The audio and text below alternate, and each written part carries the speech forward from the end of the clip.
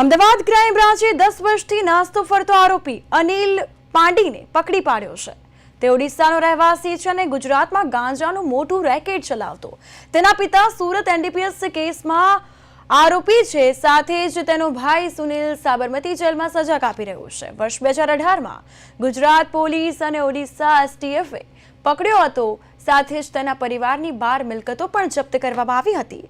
રેલવેમાં, ટ્રેનના બાથરૂમમાં અને રોડ ટ્રાન્સપોર્ટ મારફતે નવી યુક્તિ કરી ગાંજાનું ટ્રાન્સપોર્ટ કરવામાં આવતું હતું। સુરત અને અમદાવાદ જેવા શહેરોમાં કામ કરતા ઓડિશાના કામદારોનો ઉપયોગ કરી ગાંજાની સ્પાય ચેન ચલાવવામાં આવતી હતી।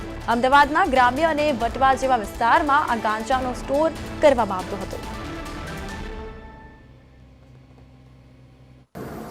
ઓડિશા ખાતેથી મુખ્ય આરોપી અનિલ પાંડી નો પકડવામાં સફળતા મળી છે। ત્યાં 990 કિલો જેટલા ગાંજાના કેસમાં એસટીએફ દ્વારા 2022માં હું જ્યારે સુરત શહેર ખાતે ફરજ બજાવતો હતો ત્યારે ઓડિશા એસટીએફની સાથે મળીને એને કુલ 10 થી 12 જેટલી પ્રોપર્ટી ગંજામ ખાતે ગાંજાના પૈસાથી વિકસાવવામાં સફળતા મળી હતી। તો એને એસટીએફ સાથે મળીને ત્યાં સીઝ કરવામાં અમે બહુ મોટી સફળતા મળી હતી।